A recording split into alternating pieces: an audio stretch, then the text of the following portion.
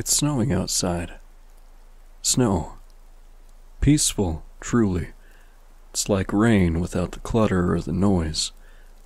You walk out of the convenience store with a bag full of Hot Pockets and a six-pack of Powerades. The world, no one, really remembers what you did. You don't care. There are plenty of other awesome things you've done, but you feel kinda hollow? Why? Selfishness? You're just a kid with a bad heart who manages to find his way out of trouble. You don't deserve jack shit. But you remember a certain someone's face. Huh? What was that all about? Why can't you get her out of your mind? Come on, man, you don't deserve her.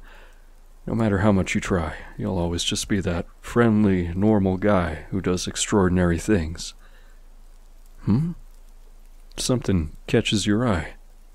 There's an old man sitting on the curve. No cars going by. The place looks about as desolate as it did before.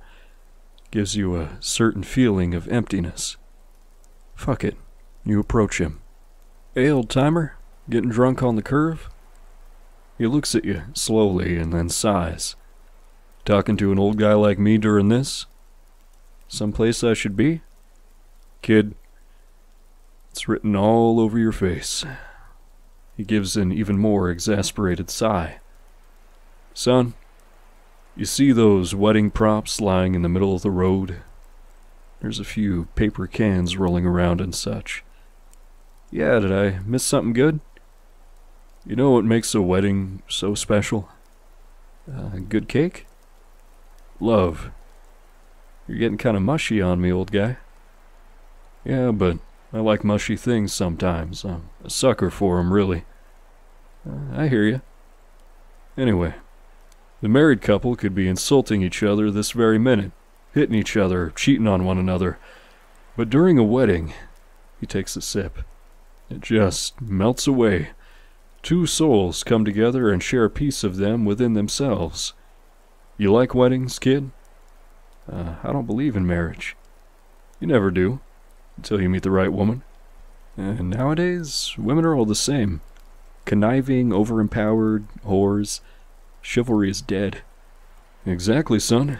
That's what makes that special someone so special. Uniqueness. I suppose so.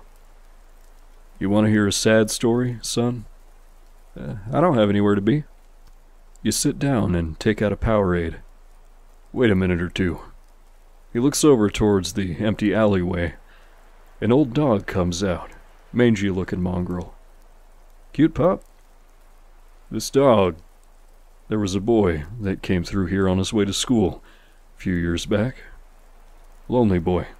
Never fit in with any of the other kids. He always had this permanent frown on his face. One day, he was pushed into a garbage can down that alley by a bunch of older kids. They thought it was funny 'cause they didn't know no better. He cried and cried until a little puppy came out of a box that he was hiding in, started licking the boy's face. I hate to think where that dog's tongue had been. The boy looked at the door with a perplexed face. The dog did the same.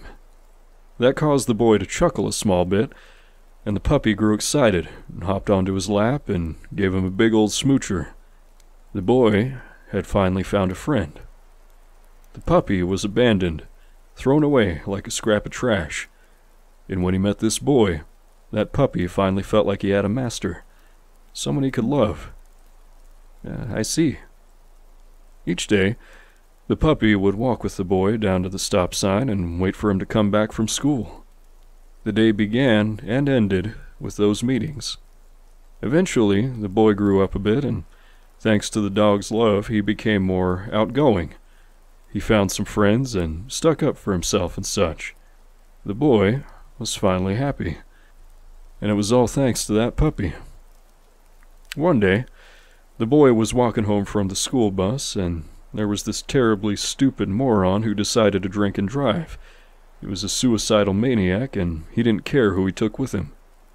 The boy kneeled down and gave the puppy a collar, and then told him from that day forward he would be his dog and best friend. forever. The boy was struck right next to the stop sign, dying on impact. The moron himself was just injured.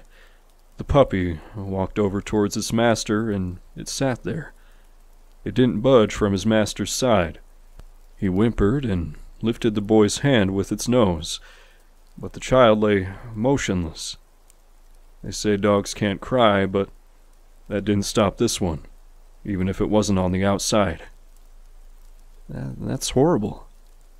The dog grew up, and each day it would return to this spot and wait for its master. The boy would never come, but the dog will never stop returning to this stop sign. My heart feels heavy. Shit like this happens every day. You understand what I'm talking about, boy? I get the gist of it, old-timer. You're a lot like that puppy. Waiting for my master that'll never come? No. The difference between you and him is your master is still alive. Sheesh, you sure are preachy. It's the beer talking. Makes fools of us all. Time as well. Yes, time. So many things I wish I could do again.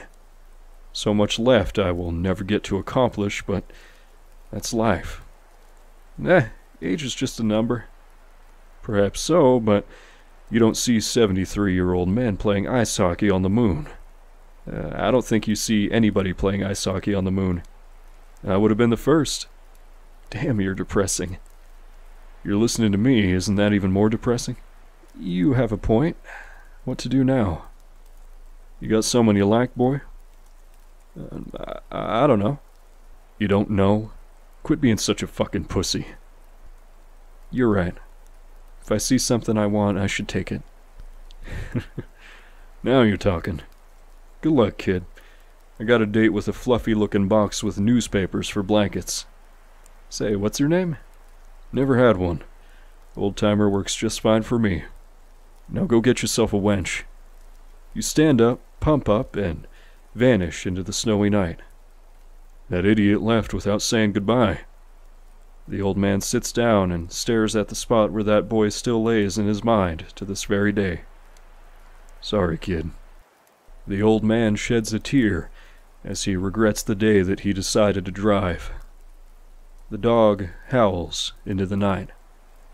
Forever loyal, forever loving.